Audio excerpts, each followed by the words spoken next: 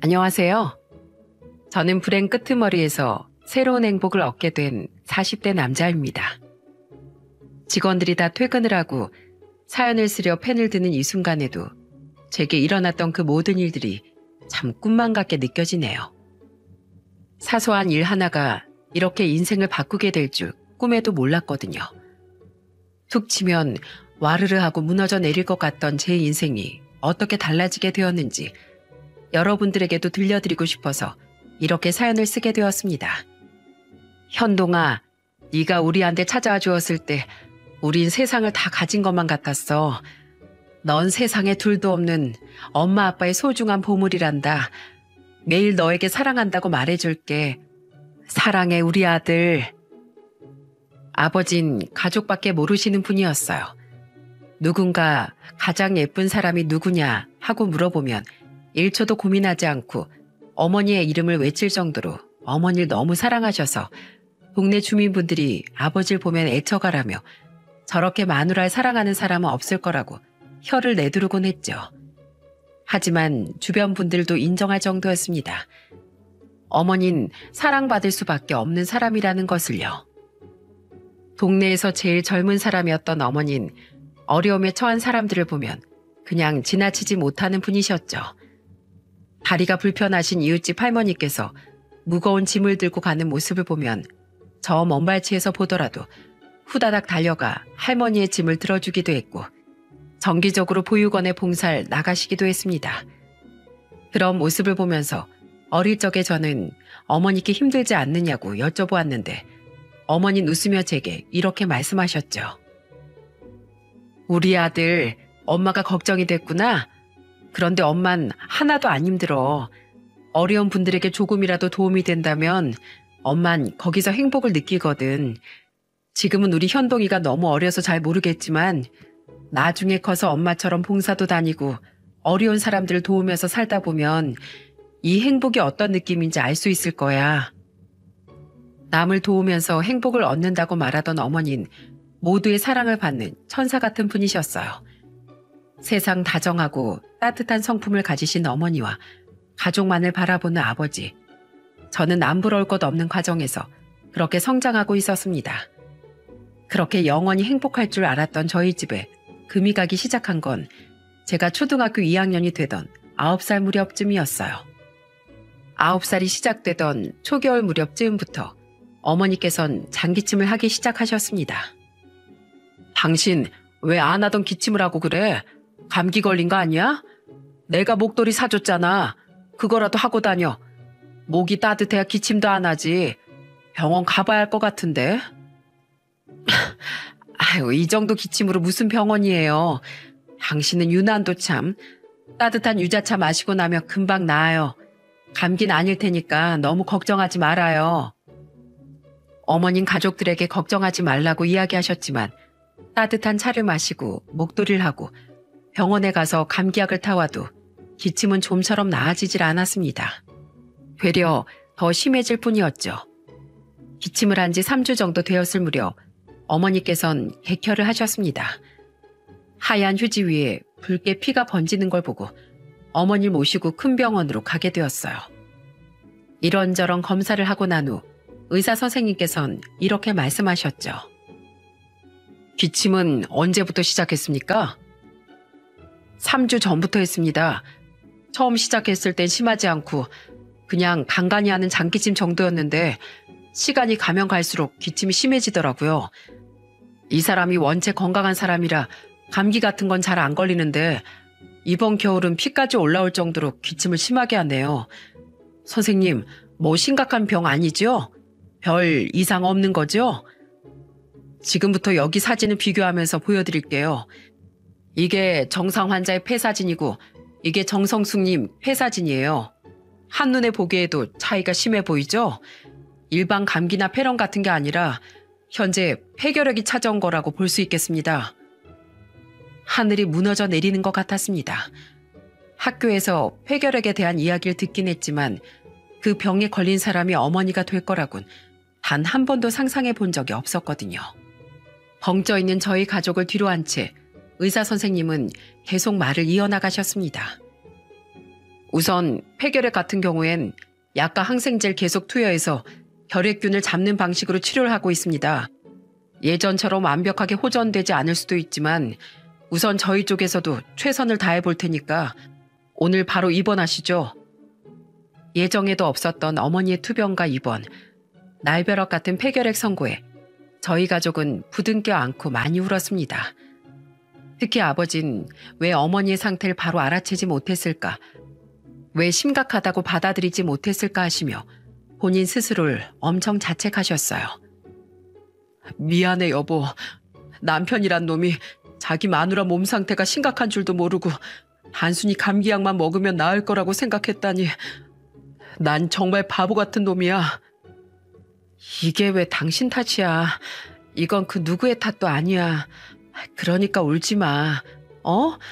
다 큰 어른이 왜 이렇게 바보같이 울어. 현동이도 보는데 치료받으면 괜찮아질 거야. 나 없는 동안 현동이 잘 챙겨주고. 어머닌 그렇게 제가 9살이 되던 그해 초겨울부터 병원에서 입원 치료를 하기 시작하셨습니다. 독한 항생제들과 수많은 약들에 힘겨워하시는 날들도 있었지만 늘 저와 아버지 앞에선 미소를 잃지 않으셨어요. 그렇게 5년이라는 시간이 지나고 졸업식과 입학식을 함께하는 시기가 왔지만 어머니는 함께하지 못하셨습니다. 어머니께선 제게 굉장히 미안하다고 말씀하시며 눈물을 흘리셨죠. 미안해 현동아. 엄마가 너무 나약한 모습만 보이는 것 같아서 미안해. 우리 현동이 초등학교 졸업식이랑 중학교 입학식은 꼭 같이 가고 싶었는데 그때까진 꼭 건강해질 수 있을 거라고 생각했는데 내가 우리 아들 볼 낯이 없네. 전 정말 괜찮아요. 그만큼 아빠가 빈자리 잘 채워주고 계시니까 걱정하지 마세요, 엄마. 저도 강한 척 말을 하긴 했지만 어머니가 아파하고 힘들어하는 모습을 볼 때마다 마음이 여러 갈래로 찢어지는 것 같았어요. 모든 항성제 내성으로 인한 치료 불가, 그리고 말기로 진행되어 버린 폐결핵 때문에 호흡 곤란과 흉통까지 6년 동안 고통에 시달리셨던 어머니는 제가 15살의 봄을 맞이했을 무렵 결국 폐결핵 합병증으로 세상을 떠나고 말았습니다. 장례를 치르는 내내 아버진 눈물 한 방울 흘리지 않으셨어요. 찾아오는 문상객들이 눈물을 흘리며 아버지와 절 위로할 때도 애써 덤덤한 표정을 지으시며 손님들을 챙기셨습니다. 그 모습을 보며 아버진 그토록 사랑하던 어머니가 돌아가셨는데 왜 눈물 한 방울 흘리지 않을까 의아한 생각이 들었습니다. 하지만 그건 제가 옆에 있었기에, 그리고 많은 사람들이 찾아와 주었기에 애써 감정을 눌렀던 것임을 알기까진 그리 오랜 시간이 걸리지 않았어요. 장례를 마치고 집으로 돌아온 날, 그날 집안에선 짐승이 울부짖는 소리가 들렸습니다. 그것은 바로 아버지의 울음소리였어요. 여보, 어떻게 세상에 나만 두고 갈 수가 있어. 이겨낼 수 있을 거라고 나랑 손가락 걸고 약속까지 해놓고, 우리 현동이 중학교 졸업식은 꼭 오기로 해놓고 이러는 법이 어디 있어. 이러는 게 어디 있냐고. 나 당신 보내는 동안 많이 참았으니까 딱 오늘만 이러고 올게. 이 정도는 괜찮지? 당신 거기 올라가서도 나랑 현동이 걱정만 할 거 알고 있어. 하늘 날아가서 당신 2다리 쭉 뻗고 마음 놓고 쉴 수 있게 내가 현동이 멋진 어른으로 잘 키울게. 그러니까 이제 더 이상 아프지 말고 푹 쉬어. 사랑해 여보. 잘 자. 저도 그 소리를 문 뒤에서 듣고 숨죽여 울었습니다. 그렇게 저희 집엔 저와 아버지 단 둘만 남게 되었어요. 아버지께선 제가 어머니의 빈자리를 느낄 수 없게끔 정말 잘해주셨고, 소풍이나 현장 체험학습을 가는 날엔 손수 도시락까지 예쁘게 싸서 챙겨주시곤 하셨습니다. 아빠가 김밥을 싼다고 싸봤는데 옆구리가 다 터져서, 엄마가 싼 것만큼 예쁘진 않지만 그래도 맛은 있을 거다. 너도 알지? 이 아빠 음식 잘하는 거. 저녁에 오면 아빠가 맛있게 김치찌개 끓여줄게. 직장을 다니면서 자식까지 챙긴다는 거. 힘들어서 한 번쯤은 인상을 찌푸릴 법도 했지만 아버지께선 늘 웃으셨습니다. 그런 아버지 덕분에 저는 중학교, 고등학교 모두 삐뚤어지지 않고 공부도 열심히 해서 좋은 성적으로 졸업을 할 수 있었고 덕분에 가고 싶었던 대학까지 진학할 수 있었죠. 고등학교를 졸업하던 날 어머니가 잠들어 계시는 묘에 찾아가 꽃다발을 놓아드리며 말했습니다. 어머니, 저 이제 대학 들어가요. 어머니가 살아계셨음 정말 좋아하셨을 텐데 거기선 안 아프고 잘 지내고 계시는 거죠? 아버지도 가끔 말씀하세요. 꿈에라도 좀 나왔으면 좋겠다고. 자주는 아니어도 아주 가끔은 찾아와 주세요. 많이 보고 싶어요. 그리고 졸업 후엔 전공을 살려서 좋은 건축회사에 입사하게 되어 사회인으로서의 첫 시작을 하게 되었습니다. 첫 출근을 앞두고 약간 긴장된 모습을 하고 있으니 아버지가 웃으며 다가와 삐뚤어진 제 넥타이를 바르게 매주셨어요. 네가 이렇게 긴장하고 있으니까 내가 회사 첫 출근하던 때가 생각이 나는구나. 그때 나도 지금의 너처럼 엄청나게 긴장을 하고 있었지. 청심환까지 까먹으면서 말이야. 현동아, 사실 부딪혀보면 별거 아니야. 시작하기 전엔 엄청나 보여서 내가 할 수 있을까 이런 생각이 들다가도 막상 해보면 이보다 더한 것도 할 수 있겠는데 하는 마음이 드는 게 사회생활이라는 거야. 넌 내 아들이니 아무리 힘든 상황이 오더라도 가볍게 이겨낼 수 있을 거다. 그리고 옷차림은 항상 단정하게, 넥타이도 똑바로 끝까지 올리고 옷깃도 이렇게 각 잡고. 이제야 좀 깔끔해 보이네. 첫 출근이니 잘하고 오거라. 다행히 회사엔 제 입사 동기들이 몇 있어서 빠르게 친해질 수 있었습니다. 그중엔 저와 3살 차이가 나는 김종란이란 친구도 있었는데 이상하게 그 친구에게 계속 눈길이 가더라고요. 어떤 날은 넋을 놓고 보고 있으니 옆에 있던 동기 녀석이 제 어깨를 툭 치면서 말하더군요. 입 좀 닫아라. 아주 턱 빠지겠다. 제가 그렇게 좋냐? 정신을 못 차리네 아주. 좋아하면 가서 좋아한다고 말해. 그렇게 넋 빠지게 쳐다보다가 쟤랑 눈이라도 마주쳐봐. 얼마나 이상하게 생각하겠냐? 다른 사람들이 보기에도 제가 너무 티를 내긴 했나 보더라고요. 동기의 재촉에 어느 날 용기를 내어 점심시간에 둘이서 같이 밥을 먹자고 말하려고 했는데 그녀가 저에게 먼저 다가와서 선수를 쳤습니다. 오늘 저랑 둘이서 밥 같이 먹을래요? 할 이야기도 있고 해서. 그 순간 저도 모르게 좋아서 고개를 끄덕이고 말았지 뭐예요. 점심시간 전에 맛있는 식당을 찾아놓았고 그 애와 단 둘이서 식사를 하게 되었어요. 그 순간만큼은 정말 너무 좋아서 심장이 터져버릴 것 같았죠. 눈도 제대로 못 마주치고 고개를 푹 숙인 채 밥만 먹고 있으니 그년 답답했는지 한숨을 내쉬며 저에게 말하더군요. 오빤 여자가 단둘이서 같이 밥 먹자는 의미를 대체 뭘로 받아들인 거예요? 정말 단순히 점심 같이 먹자는 뜻으로 받아들였죠? 그런 거 아니었어? 아우 바보.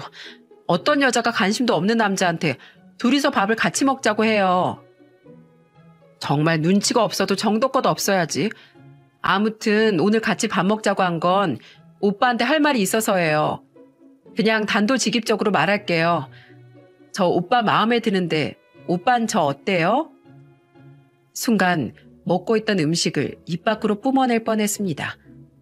그녀 입에서 절 좋아한다는 이야기가 나올 줄은 상상조차 못하고 있었거든요. 입 안에 밥을 넣고 씹지도 못하고 뱉지도 못하고 멍하게 쳐다만 보고 있으니 그녀가 말을 이어나갔습니다. 마음에 들면 든다. 좋으면 좋다. 싫으면 싫다. 이렇게 멍청하게 쳐다만 보고 있지 말고 말을 하라고요. 말을. 여잔 기다리게 하는 거 안 좋아해요. 미안해. 난 당연히 좋아. 네가 나한테 그렇게 말할 거라곤 상상조차 해본 적이 없어서 너무 놀라서 그랬어. 미안.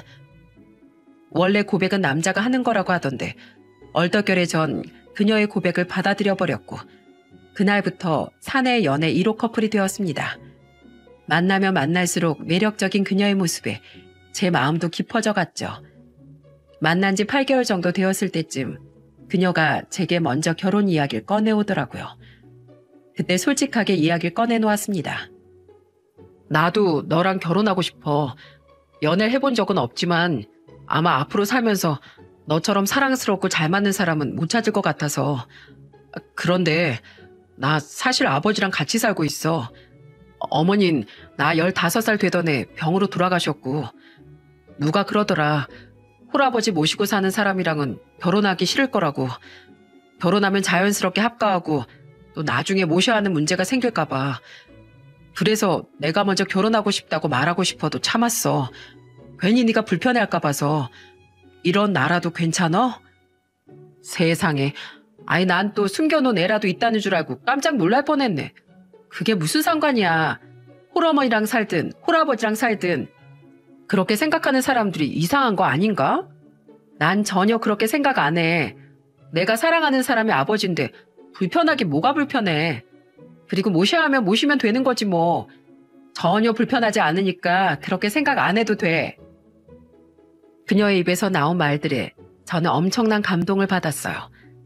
사실 만난 지 1년도 채 되지 않아서 너무 빠른 결정이 아닌가 싶었지만, 원래 잘 맞다 싶은 사람은 하루를 만나든 열흘을 만나든 상관없이 결혼을 하게 되는 것 같더라고요. 저흰 그날 이후로 바로 양가 부모님들께 인사를 드렸고 결혼 승낙을 받게 되었습니다.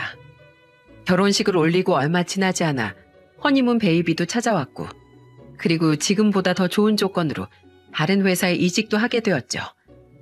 30대의 시작이 너무 좋아서 전 앞으로도 이 행복이 깨지지 않고 영원할 것이라 생각했습니다. 하지만 본격적인 불행은 아이가 6살이 되던 무렵 저에게 파도가 밀려오는 것처럼 몰아닥쳤습니다. 어느 날 회사에서 절 비롯한 몇 명의 직원들을 부르더니 이렇게 말을 하더라고요. 다들 알겠지만 지금 우리 회사가 많이 어렵습니다. 최대한 힘써보곤 있지만 이대로 가게 되면 직원들의 월급을 제때 챙겨주기도 힘들 것 같아요. 그래서 안타깝게도 구조조정을 결정하게 됐습니다. 그동안 우리 회사를 위해 열심히 일해줬는데 이런 결정을 내리게 되어 정말 미안합니다. 구조조정이란 4글자를 듣고 저는 그저 머리가 멍해져서 아무것도 할 수가 없었어요.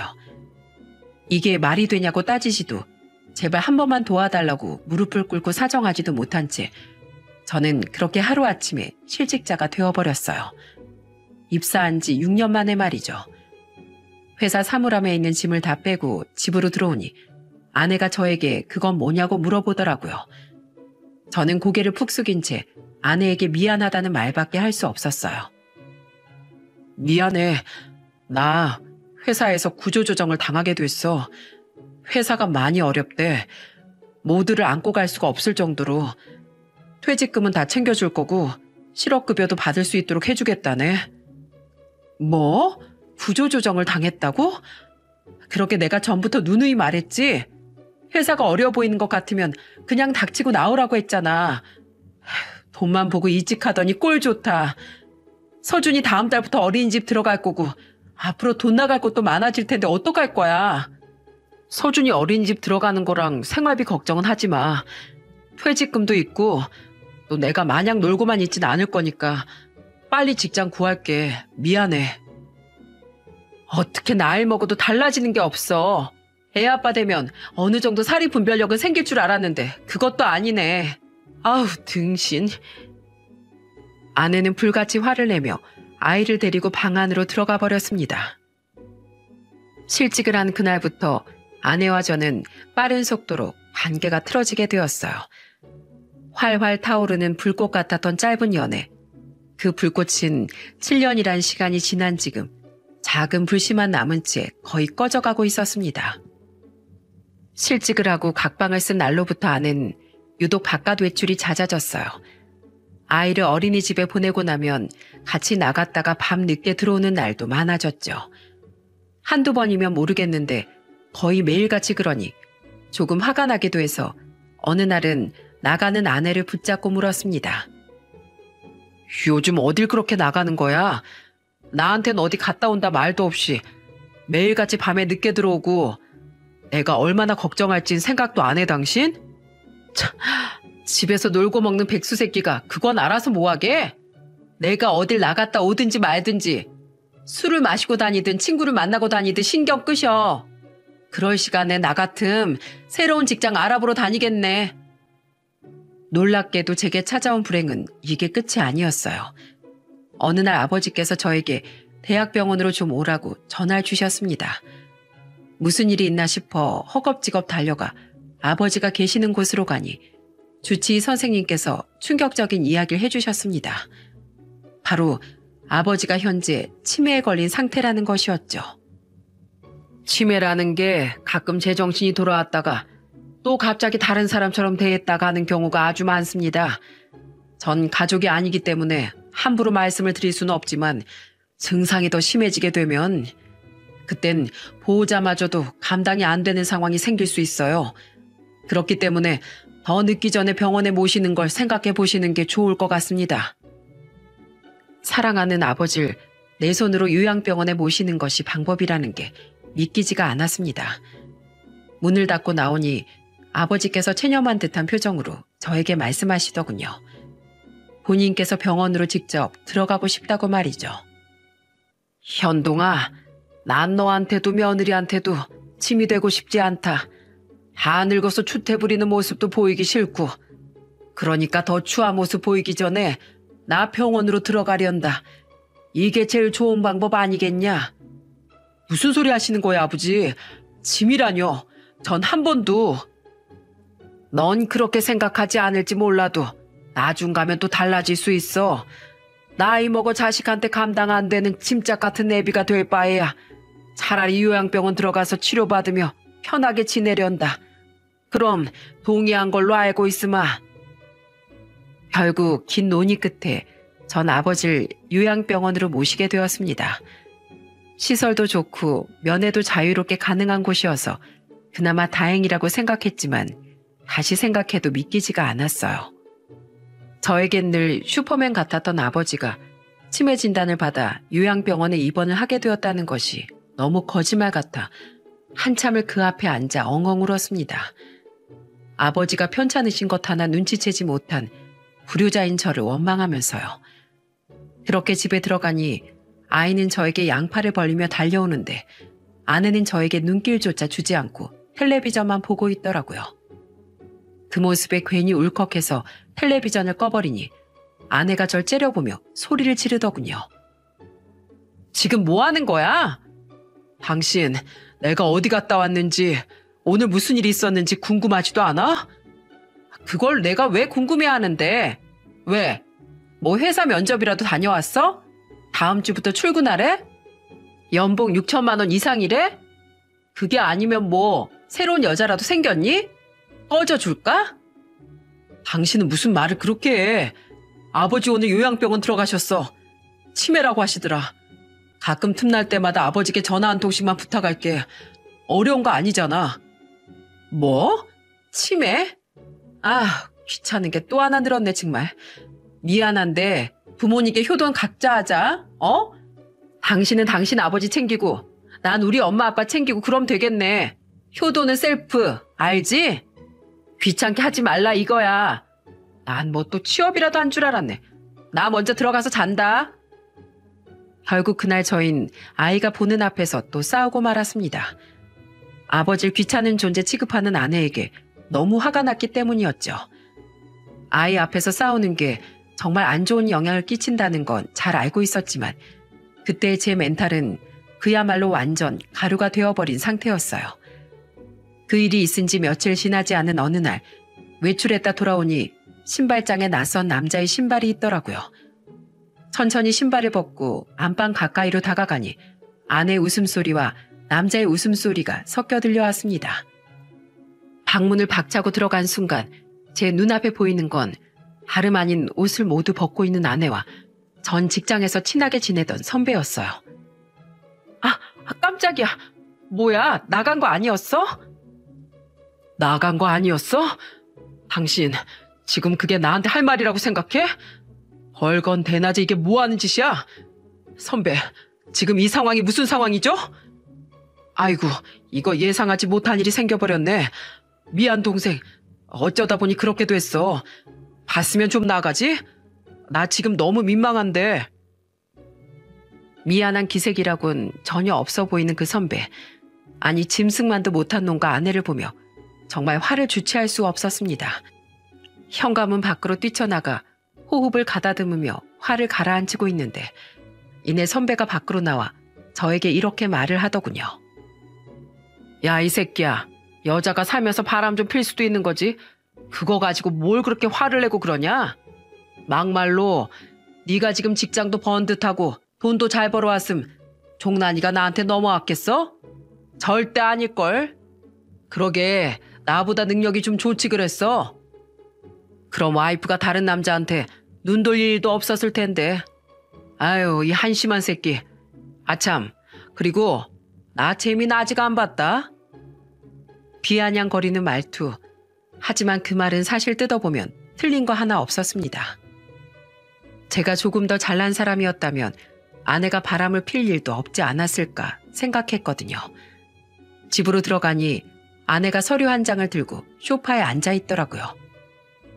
왔어? 앉아. 그리고 여기에다가 사인해. 이게 뭔데? 눈이 있으면 직접 읽어보는 정성이라도 좀 보이지 그래? 딱 보면 몰라? 이혼 서류잖아. 우리 이제 갈라서자.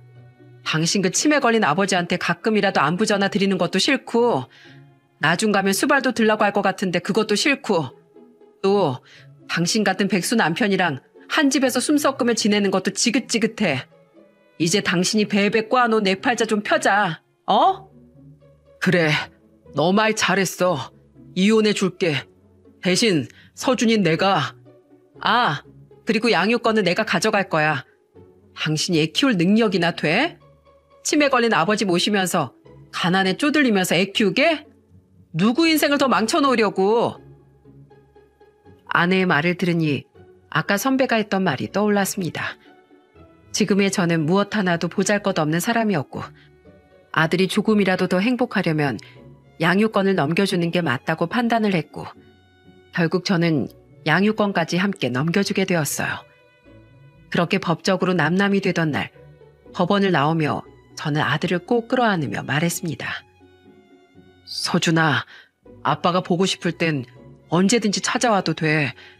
이제 아빠가 서준이 옆에 있진 못하지만 마음만은 늘 함께하고 있으니까.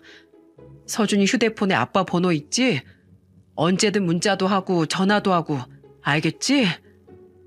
알았어, 아빠. 참 희한한 일이죠. 귀책 사유도 아내에게 있고 이혼을 하자는 것도 아내고 거기에 응해준 건 저인데 왜 그렇게 마음이 힘들었던 건지. 아내와 이혼을 하고 난 뒤부터 전 근 2주 정도 식음을 전폐한 채 이불을 뒤집어 쓰고 목이 쉬도록 엉엉 울었습니다. 설상가상으로 아버진 갈수록 상태가 안 좋아져 병원에 찾아가면 간호사들 손을 잡고 헛소리를 하는 광경을 숱하게 볼 수 있었죠. 세상에서 제일 예쁜 우리 여보. 당신은 오늘도 여전히 꽃같이 예쁘네 그려. 여보, 우리 오래간만에 현동이랑 같이 놀러 갈까? 우리 현동이 놀이공원 좋아하잖아. 당신이 말아준 김밥도 먹고 싶고 대신 옷은 따뜻하게 입어야 돼. 당신 또 기치 말라. 기억력이 흐려진 와중에도 그 시절 어머니에 대한 모든 것들은 여전히 기억을 하시는 것 같았어요. 간호사분들은 그런 아버지의 헛소리를 귀찮게 받아들이지 않고 하나하나 다 받아주시고 계셨죠. 그런 광경을 여러 번 보고 나니 저도 심적으로 너무 힘들고 모든 것들을 다 포기하고 싶어지더군요. 문득 이 마음을 조금이라도 내려놓고 싶어 소주 한 병을 사들고 어머니의 묘로 찾아갔습니다. 무덤가에 절을 2번 올리고 근처에 술을 한 잔 뿌리고 털썩 앉아 마음을 털어내기 시작했어요. 그동안 잘 지내고 계셨어요? 제가 한동안 못 찾아와서 이놈아 얼굴 다 까먹겠다 하시는 건 아닌지 모르겠네요. 죄송해요. 너무 늦게 찾아와서 사는 게 참 제 마음 같지가 않더라고요. 어머니, 아버지가 치매에 걸리셨어요. 치매 머릿속에 지우개가 있는 것처럼 시간이 지나면 지날수록 기억을 하나둘씩 지워간다는데 아버지 머릿속엔 어머니가 너무 깊게 자리 잡고 있어서 쉽게 지워지지가 않나 봐요. 어머니와 행복했던 시간들 그리고 어머니가 아팠던 그때 그 시절을 아버진 단 하루도 잊으신 적이 없나 봐요. 어떻게 보면 참 부럽네요. 아버진 그만큼 어머니를 많이 사랑했다는 증거일 테니까. 전 이혼을 하게 됐어요. 제가 너무 못난 놈이라 잘 사는 모습만 보여드리고 싶었는데 너무 못난 모습만 보이게 돼서 너무 죄송해요, 어머니. 술김에 한참 울면서 하소연을 하다 깜빡 잠이 들고 말았습니다. 풀 위에서 잠이 들었는데 꼭 어머니의 품에서 잠든 것처럼 포근하고 따뜻한 느낌이 들었어요. 꼭 꿈속에 와 있는 것 같았죠. 그리고 아주 작은 목소리로 너는 못난 사람이 아니라고 반드시 이겨낼 수 있을 거라는 말도 귓가에 들려왔습니다. 그 속삭임을 듣고 잠에서 깨어나니 비가 주룩주룩 내리고 있더라고요. 오늘 일기예보엔 비 소식이 없었는데 말입니다. 저는 자리에서 일어나 어머니께 한 번 더 인사를 올린 다음 빠르게 밑으로 내려갔습니다. 어머니 무덤가에 다녀온 다음부터 저의 마음가짐은 달라지기 시작했어요. 꿈에서 들은 작은 목소리가 어머니께서 저에게 무너지지 말라고 해주신 응원이라고 생각하고 편찮으신 아버지를 봐서라도 이젠 더 이상 이렇게 살아선 안 되겠다 하는 생각이 들었죠. 그리고 나서 제가 먼저 한 일은 휴대폰 번호를 바꾸는 것이었습니다. 꼭 필요한 곳에만 바뀐 연락처를 알려준 뒤 나머지 번호들은 모조리 휴대폰에서 삭제시켜버렸죠. 새 사람이 되고자 하는 저의 어떤 다짐이었습니다. 그리고 취업이 잘 되지 않았기에 그전까지 공사판이든 대리운전이든 가리지 않고 닥치는 대로 하기 시작했어요. 어이 김씨, 그거 그렇게 하는 거 아닌데 그렇게 하다가 사고 나서 골로 간 사람이 한둘인 줄 알아? 누구 인생을 조져먹으려고 그러는 거야? 젊은 사람 들어왔다고 해서 좀 쓸모가 있을까 했더니만 저 새끼 저거 누가 나오라고 했어? 일용직으로 일을 한다는 건 정말 험난한 일이었습니다. 평소에 운동도 잘하지 않던 저였기에 육체적인 힘을 필요로 하는 막노동파는 엄청난 고난이었죠. 하루 일하면 몸살이 제대로 걸려 이틀은 내리 쉬어야 할 정도로요. 특히나 건설 현장 막노동 같은 경우엔 등 뒤에 자재를 싣고 가다 넘어져 온갖 욕을 먹는 일도 비일비재했습니다. 이봐 김씨, 자네 솔직히 말해봐. 여기 돈 벌러 온 게 아니라 다른 사람들 밥줄 싹 끊어 먹으려고 온 거지? 돈 많이 주는 곳이라고 무턱대고 왔나 본데 여긴 자네처럼 샌님 같은 사람들이 오는 곳이 아니야. 자네가 지금 깨 부숴먹은 자재만 한 트럭은 되겠어. 한 트럭은. 하여간 들어와서 일을 제대로 하는 꼴을 본 적이 없다니까. 사실 정신적으로 힘든 건 대리운전도 마찬가지였습니다. 술에 취했어도 나름 예의를 지키는 사람들이 있는가 하면 술 냄새를 풀풀 풍기며 뒷좌석에서 농도 짙은 스킨십을 하는 사람도 있었고 뒷좌석에 타자마자 양말을 벗고 앞좌석에 발을 턱 올리며 제 머리를 발로 툭툭 건들고 모욕적인 말을 내뱉는 사람들도 있었어요. 아이씨, 너 일부러 대리비 더 받으려고 멀리 빙빙 돌아가는 거지? 얼굴 보아하니 딱 쥐뿔도 없게 생겨먹었는데 어디서 머리를 쳐 굴려? 내가 바뀌었으면 아주 콱 그냥 묵사발을 내버리는 건데. 어? 야, 이 형님이 성격이 좋아서 대리비 안 주는 걸로 그냥 넘어간다. 감사한 줄 알아. 어? 네가 그러니까 이런 일밖에 못 해먹고 사는 거야, 이 한심한 새끼야. 이뿐만이 아니었습니다. TV라며 지폐를 꺼내 제 얼굴에 툭툭 치는 사람도 있었고 대리비를 공중에 흩뿌리는 사람도 있었어요. 정말 살면서 다시 만나고 싶지 않은 사람들을 대리운전하면서 그리고 막노동 일을 하면서 다 만난 것 같았습니다. 어머니 무덤가에서 열심히 살아보겠다 다짐한 게 채 한 달도 지나지 않았는데 벌써부터 이런 시련을 겪다니. 어느 날은 너무 몸이 지치고 힘들어서 일을 끝내고 혼자 포장마차로 털레털레 향했어요. 혼자 우동 한 그릇에 소주 한 잔을 하고 있는데 벼랑간 문자 한 통이 날라왔습니다. 수연아, 잘 지내고 있어? 밥은 잘 챙겨 먹었고? 엄만 우리 아들 생각에 밥도 제대로 못 먹었는데. 이 시간에 무슨 잘못 온 문자인가 보네. 에휴. 문자 내용을 쓱 훑어보고 낯선 사람의 이름이 있어 처음엔 잘못 보낸 거겠지 싶은 마음에 답장도 하지 않고 넘겼어요.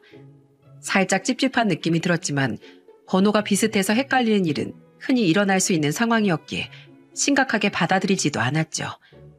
하지만 그 문자는 정확히 3일이 지난 후 다시 제 번호로 날아왔습니다. 수연아, 오늘 이곳은 비가 내린다. 네가 있는 곳은 어떠니? 넌 유난히 비가 오는 날을 싫어했었던 것이 기억이 나는구나. 오늘따라 네 생각이 많이 난다. 며칠 전에 받은 그 문자랑 똑같잖아.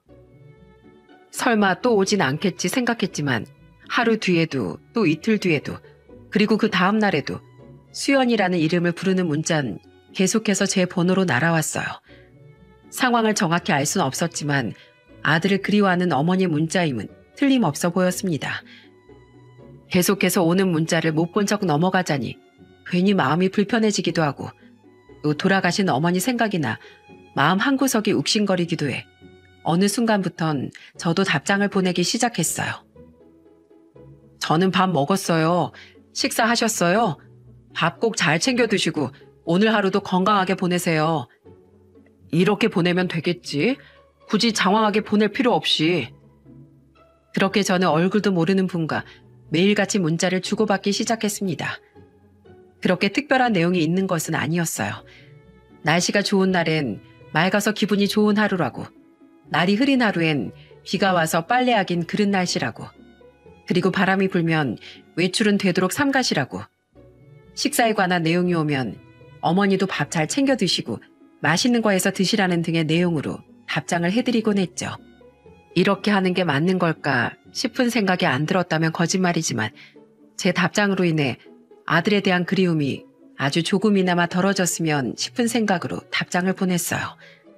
처음에 모른 척 했을 땐 마음이 불편했는데 답장을 보내고 난 순간부턴 마음이 그나마 좀 편해지더라고요. 그렇게 소소하게 서로 안부를 주고받은 지 한 달이라는 시간이 지났을 무렵 수연이를 찾는 문자는 점점 뜸해지기 시작했어요. 그분의 문자가 끊기고 나니 괜스레 잘 지내고 계신가 싶은 생각이 들더군요. 그러던 그때 낯선 번호로 전화 한 통이 걸려왔습니다. 여보세요? 저 혹시 저희 어머니와 계속 문자 주고받으시던 분 맞으신가요? 아마 수연이라고 불렀을 텐데. 수연이? 아, 네, 저 맞습니다. 그런데 누구신지. 맞으시구나. 안녕하세요. 처음 연락드립니다. 저는 문자 보내신 저희 어머니 큰아들 되는 사람이에요. 아, 안녕하세요. 그런데 어쩐 일로 저한테 전화를. 다름이 아니라 한번 꼭 만나 뵈었으면 해서요. 제가 전부터 전화드려야지 했는데 이제야 시간이 좀 나게 되어서 부담스럽지 않으시다면 혹시 한번 만나 뵐 수 있을까요? 제가 꼭 감사 인사를 드리고 싶어 그렇습니다. 사실 문자를 주고받는 분의 큰아들이라는 말, 갑자기 만나자는 이야기 등을 듣고 보이스피싱이 아닐까 싶은 생각이 잠깐 들었지만 간곡하게 부탁하는 그분의 목소리에 얼떨결에 약속 장소와 시간까지 잡게 되었어요. 약속 당일 긴장되는 마음으로 장소에 향하니 그 자리엔 아주 멀끔하게 정장을 차려입은 남자 한 분이 계셨습니다. 그분이 계신 자리로 다가가니 저를 바로 알아보시곤 허리를 꾸벅 숙여 인사를 하시더라고요. 처음 뵙겠습니다. 저는 이수원이라고 합니다. 수연이 형 되는 사람이에요. 아, 네, 안녕하세요. 김현동이라고 합니다. 서로 다시 한번 가볍게 인사를 나누고 저희는 커피를 마시며 대화를 나누기 시작했습니다. 거기에 저는 모르고 있었던 또 한편으론 알고 싶었던 이야기들을 그의 입으로 들을 수 있었어요. 예상하셨을 수도 있겠지만 저희 어머니는 중증 치매를 앓고 계세요. 동생이 세상을 떠난 지가 4년이 되었는데 아직까지도 동생 이름을 아무렇지 않게 부르곤 하세요. 어떤 날은 제 얼굴을 어루만지면서 동생 이름을 부르기도 하실 정도시니까요. 처음엔 어머니가 현동 씨 번호로 그렇게 문자를 보내고 계신 줄 몰랐는데 병원에 찾아뵐 때마다 어머니께서 빵긋빵긋 웃고 계시더라고요. 늘 슬픈 표정을 하고 계신 어머니가 휴대폰을 보며 밝게 웃으셔서 뭐지 하고 봤는데 현동 씨가 어머니 아무렇지 않게 문자를 나누고 있는 걸 보게 됐어요.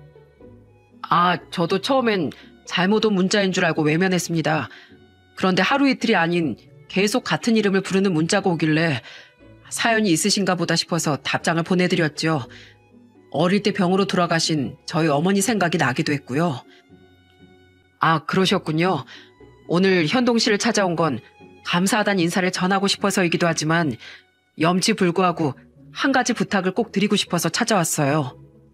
저희 어머니가 이제 정말 얼마 안 남으신 것 같습니다. 할 수 있는 치료를 다 해봤지만 연세가 워낙에 많고 치매가 빠른 속도로 진행이 되고 계셔서 이젠 힘들 것 같다고 하더군요.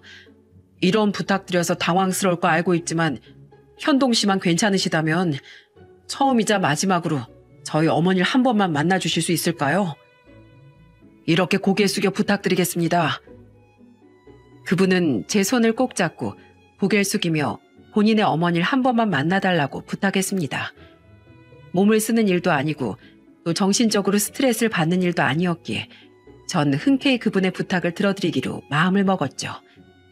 그래도 처음 뵙는 분이었기에 머리도 깔끔하게 자르고 옷도 최대한 단정하게 빼입은 채 다음날 할머니가 계시는 요양병원으로 찾아갔습니다. 똑똑 문을 두드리고 들어가니 그 안엔 햇살처럼 고우신 할머니 한 분이 앉아 계셨어요. 눈빛이 반짝거리시고 또 의식이 또렷하신 것을 보니 지금은 상황을 인지하고 계시는 상태이신 것 같아 보였어요. 제가 천천히 다가가니 할머니께선 방긋 웃으시며 저를 향해 물었습니다. 누구시오? 할머니, 안녕하세요. 전 여태까지 할머니 문자에 쭉 답장해왔던 사람이에요. 아, 진작에 찾아뵙고 인사를 드렸어야 하는데 제가 너무 늦게 왔죠? 죄송해요. 편하게 아들이라고 불러주셔도 됩니다. 활짝 웃으며 대답하니 할머니께선 잠깐 멈칫하시다 이내 제 손을 잡고 눈물을 뚝뚝 흘리셨습니다. 세상을 떠난 본인의 둘째 아들과 웃는 모습이 똑 닮았다며 다 늙어 빠진 노인네를 이렇게 찾아와 주어서 너무 고맙다는 말을 해주셨어요. 그 후 할머니께선 천천히 둘째 아들에 대한 이야기를 해주셨습니다. 우리 남편은 수연이가 뱃속에 있을 때 세상을 떠났어. 젊은 나이에 남편 잃고 갓 태어난 갓난쟁이와 초등학생이었던 큰아들을 악착같이 키웠지. 서로 싸움도 안 하고 둘이서 얼마나 우애 좋게 자랐는지 몰라. 남들이 그랬어. 두 아들만 보면 밥 안 먹어도 배부르겠다고. 우리 수연이가 유독 애교가 많고 살가웠는데 4년 전에 교통사고로 세상을 떠났어. 처음엔 사고 처리하려고 갓길에 차를 대놓고 있었는데 졸음운전을 하던 화물차가 그대로 우리 수연이를 치고 갔다고 하더구만. 그 말을 듣고 난 정신을 잃어버렸지. 워낙 아픈 걸 못 참아서 주사 맞는 것도 싫어하던 앤데 그 순간에 얼마나 아팠을까 생각하면 지금도 마음이 찢어지는 것 같아. 할머니 입에서 나온 충격적인 이야기에 저는 너무 놀라 입을 틀어막을 수밖에 없었습니다. 병으로 인해 가족과 이별하게 되는 것도 너무 마음이 아픈데 건강하던 자식이 하루아침에 불의의 사고로 떠나게 되다니 그 고통은 차마 상상할 수도 없고 헤아릴 수도 없는 고통이었어요. 저릿해지는 마음에 저도 모르게 울상을 지으니 할머니께선 웃으며 손을 잡아주셨습니다. 총각 번호는 죽은 우리 아들이 쓰던 번호야. 사람 참 신기한 게 치매에 걸려도 그 번호만큼은 기억을 하더라고. 우리 아들은 죽어서 못 볼 거라는 걸 알지만 그냥 정말 사무치게 그리워질 때마다 문자를 썼다 지우고 했었는데 그날 자네의 답장을 처음 받고 내가 너무 고마워서 얼마나 많이 울었는지 몰라. 지금에서야 말하네 총각. 정말 너무 고마워. 자식 잃은 늙은이의 그리움을 온전히 다 이해해주고 또 받아주어서 총각 덕분에 내 마음이 조금이나마 괜찮아질 수 있었어. 아닙니다. 그 마음 다 이해합니다. 제가 자식을 먼저 앞세워보지 않아서 그 고통의 정도를 감히 가늠할 수는 없지만 그만큼 아드님이 보고 싶고 그리우셔서 그러셨던 거잖아요. 앞으로도 언제든지 편하게 문자 보내셔도 되고 아니면 제가 종종 찾아뵐게요. 제가 또 다른 아들이 되어드릴 테니까 지금보다 더 건강해지세요. 그래야 오래오래 연락도 하고 그리움도 다 받아들이죠. 원래 그리움과 슬픔은 같이 나눠야 조금이나마 무게가 덜어진다고 하더라고요. 전 할머니께 또 다른 아들이 되어드리기로 약속했어요. 작은 아들이 보고 싶을 때마다 언제든 문자를 보내도 된다. 그리고 또 시간이 되면 찾아오겠다는 말씀을 드리고 지금보다 더 건강해지시기로 새끼손가락까지 꼭꼭 걸어서 약속한 다음 병실을 나섰습니다. 밖에선 큰아드님이 절 기다리고 있더라고요. 잘 만나고 오셨어요? 어머니께선 좀 어떠세요? 괜찮으세요? 눈빛도 되게 맑으시고 저랑 대화도 많이 나누시고 수연 씨 이야기도 듣게 됐고 고생 많이 하셨겠다 싶어서 같이 울다 나왔네요. 형님 분도 많이 힘드셨겠습니다. 저야 뭐 힘들다고 해도 어머니만큼 힘들까요? 오늘 제 부탁 들어줘서 너무 고마워요. 괜히 바쁘신데 붙잡고 시간 뺏은 건 아닌가 모르겠네요. 바쁘긴요. 이혼남의 한낱 일용직으로 먹고 사는 백수인데 바쁠 일이 뭐가 있겠어요. 덕분에 어머님 얼굴도 뵙고 대화도 많이 나눠서 좋네요. 앞으로 종종 찾아뵙기로 했어요. 일용직이요? 그럼 지금 일을 아예 안 하고 계신 건가요? 그렇다면 마침 잘 됐네요. 여기 제 명함입니다. 우리 회사에 지금 건축 설계사 자리가 하나 비어 있는데 혹시 건축 설계를 해본 적 있어요?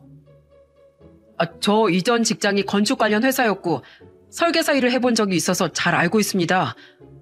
그럼 내일 오후 2시 정도에 저희 회사 8층으로 와주시죠. 간단하게 임원들과 면접을 한번 보고 싶네요.